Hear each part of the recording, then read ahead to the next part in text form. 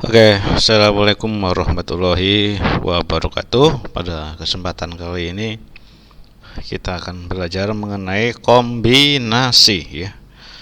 Kombinasi itu apa? Marilah kita lihat ilustrasi sederhana ya. Berikut ini kami berikan suatu contohnya ya.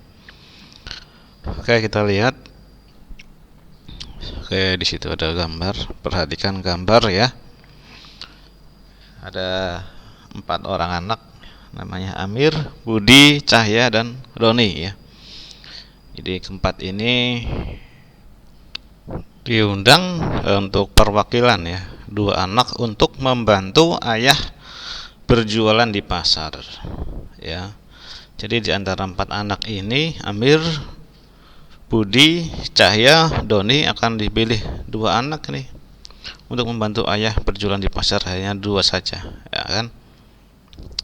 Kira-kira pilihannya 2 anak ini siapa saja kemungkinannya kan gitu ya. Itu kan kita bisa melihat. Bagaimana kalau 3 anak? Bagaimana kalau 4? Ya kan, nah, seperti itu ya. Kita akan lihat bagaimana untuk menyelesaikan kasus ini ya. Kita lihat ya gambar di sini. Karena dipilih 2 orang untuk perwakilan untuk membantu ayah di pasar untuk berjualan, bisa kemungkinannya yang pertama Budi sama Amir ya kan. Budi dan Amir, atau Cahya sama Doni, atau Amir sama Doni ya kan. Cahya sama Budi, Cahya sama Amir, dan Doni sama Budi. Jadi masing-masing pasangannya berbeda-beda. Kalau misalkan saya yang pertama ini Budi sama Amir, kira-kira sama nggak kalau pasangannya itu adalah Amir sama Budi, 2 orang anak itu ya. Artinya dipilihnya yang pertama Budi, yang kedua Amir. A sama B, sama nggak kalau misalkan B sama A? Misalkan dipilihnya nih B sama A, B itu Budi, A itu Amir, sama nggak kalau misalkan saya tulis dengan Amir dan Budi? Amir dulu baru Budi ya. Sama-sama 2 anak ini kan, artinya tidak ada masalah kan, meskipun mau Amir duluan mau Budi duluan kan gitu ya. Artinya kalau BA sama dengan AB ya, hitungnya 1 saja ya, sama. Berarti di antara 4 anak ini jika diambil 2 orang perwakilannya, maka ada 6. 1, 2, 3, 4, 5, 6. Artinya meskipun Amir dan Doni saya pilih, maka anak ini akan sama juga ketika saya pilih Doni dan Amir, gitu kan. Nah, seperti itu ya. Kita kemarin juga sudah belajar tentang permutasi. Yang permutasi itu dia tidak sama ya. AB tidak sama dengan BA.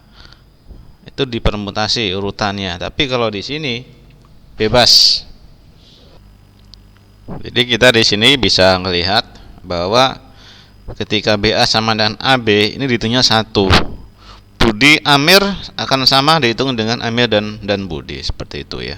Nah, itu adalah contoh dari kita aplikasi dari kita bisa kombinasikan ya, antara 4 anak ini dipilih 2 orang gitu ya. Nah, saya berikan pengertian di sini bahwa diberikan sebanyak n unsur berbeda. Yang tadi berarti n-nya ada 4 ya. Sebuah kombinasi k unsur dari n unsur berbeda adalah sebuah jajaran dari k unsur yang urutannya tidak diperhatikan. Yang tadi ya, artinya k di sini adalah yang dipilih 2 orang, yang untuk 2 anak untuk membantu ayah di pasar ya. K itu 2, n-nya tadi 4, seperti itu ya.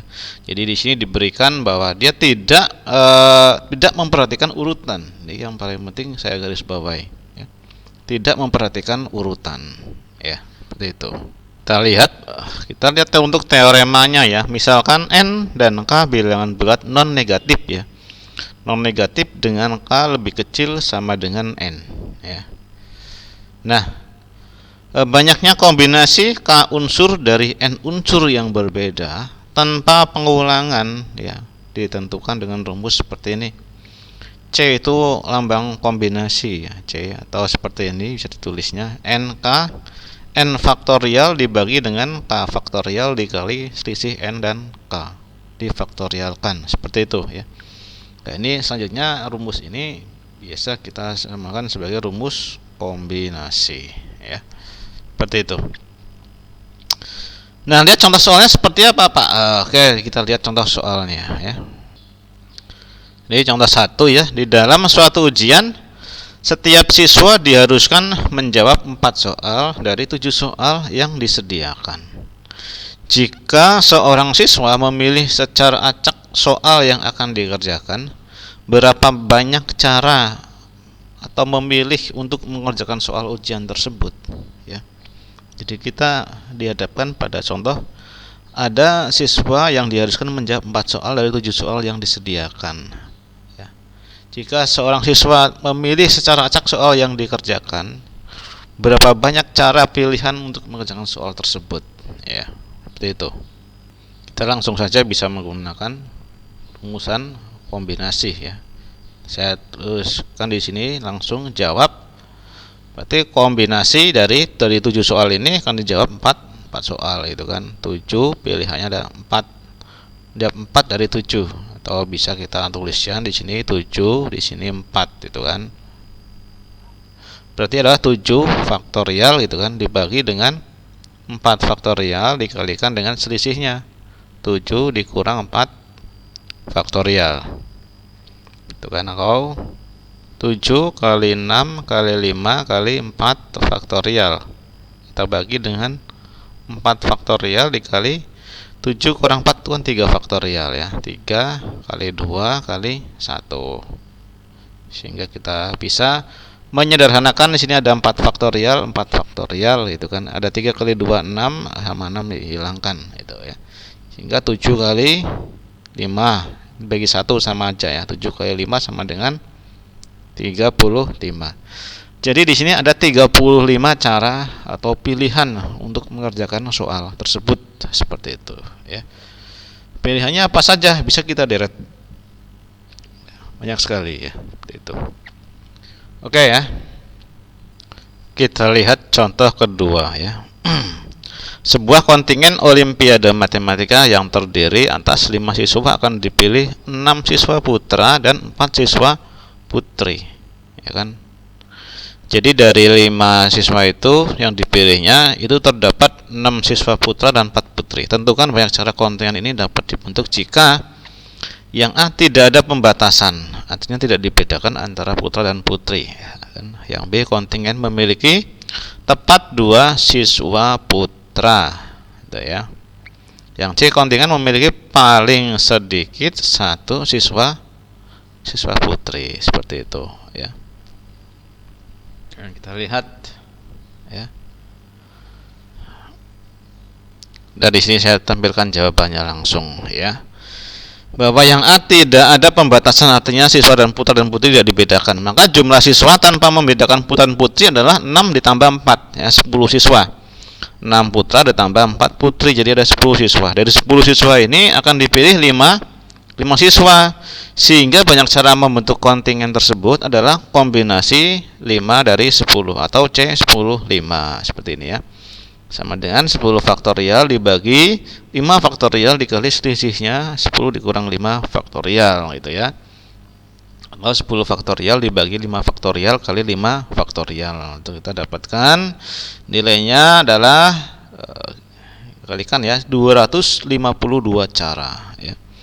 Jadi untuk pertanyaan yang A itu jika tidak ada pembatasan adalah ada 252 cara pemilihan kontingen olimpiade matematika itu ya. Kemudian kita lihat yang B. Kontingen memiliki tepat 2 siswa putra ya. Nah ini yang B ya. Kontingen memiliki tepat 2 siswa putra. Nah, 2 siswa putra dapat dipilih dari 6 siswa putra ya kan. Maka dengan banyak cara memilihnya adalah kombinasi C62. Karena kan ada putranya ada 6 dipilih 2, maka C62 itu kan. Nah kontingen terdiri dari 5 siswa, berarti masih tersisa 3 tempat yang harus diisi oleh siswa putri kan gitu, karena ada 5 totalnya. Sehingga banyak cara memilih 3 siswa putri Dan dari 4 siswa putri itu adalah kombinasi C43 dengan aturan perkalian ya. Banyak cara membentuk kontingen yang harus memiliki tepat 2 siswa putra itu adalah kombinasi atau C62 dikali dengan C43. Totalnya adalah 5 ya. Ini itu sebagai jumlah kontingen yang dipilih ya. Di sini ada 5. Yang depan ini 6. Ini kan pemilihan dari ini yang putra. Ya. Yang ini 4. Yang di belakang ini 4 ini adalah yang putri itu ya. Jadi yang putra dipilih 2 dari 6, yang putri dipilih 3 dari 5 karena jumlahnya harus 3 dari 4 karena jumlahnya harus 5 yang dipilih kontingennya tadi ya. Kita kalikan saja. C faktorial 6 faktorial dibagi 2 faktorial kali 6 kurang 2 faktorial dikali 4 faktorial dibagi dengan 3 faktorial dikali 4 kurang 3 faktorial itu ya. Kita dapatkan 6 faktorial dibagi dengan 2 faktorial dikali ini hasilnya adalah 4 faktorial dikali dengan 4 faktorial dibagi 3 faktorial dikali selisihnya adalah 1 faktorial. 6 kali 5 kali 4 faktorial dibagi 2 kali 1 kali 4 faktorial dikalikan 4 faktorial kali 3 faktorial 4 faktorial itu artinya 4 kali 3 faktorial dibagi 3 faktorial kali 1 sama dengan 15 kali 4 sama dengan 60 cara ya. Nah seperti itu intinya, konsepnya harus tahu terlebih dahulu ya. Jadi kita tidak bingung seperti itu ya. Kemudian yang C di sini kontingen yang memiliki paling sedikit 1 siswa putri. Berarti siswa putri minimal ada 1, bisa 1, bisa 2, bisa 3, bisa 4 ya. Itu kan. Bisa 5 enggak bisa karena putrinya cuma ada 4 itu kan. Maka kita hitung terlebih dahulu banyaknya cara membentuk kontingen yang terdiri atas 5 siswa dengan semuanya putra ya. C65 kombinasinya itu kan. Maka kita dapatkan semua, jika kontingen tersebut semuanya 5 putra, maka kita dapatkan ada 6 cara. Nah, banyak cara membentuk kontingennya adalah C105 kan tadi, maka tinggal kita kurangkan aja ya. Banyaknya cara membentuk kontingen yang memiliki paling sedikit 1 siswa putri yaitu adalah kombinasi dari C105 dikurang dengan C65 yaitu dengan 252 dikurang 6 atau 246 cara seperti itu ya. Jadi dari semua pilihan itu dikurang dengan putra, jumlah semuanya putra. Karena apa? Karena harus ada putrinya kan gitu ya. Jelas ya. Oke, mungkin cukup dari sekian dari saya. Semoga apa yang saya sampaikan bermanfaat. Terima kasih. Jika ada pertanyaan silahkan ditulis di kolom komentar ya.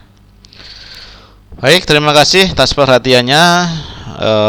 Semoga berguna buat semuanya. Mohon maaf jika ada salah kata. Saya akhiri. Wassalamualaikum warahmatullahi wabarakatuh.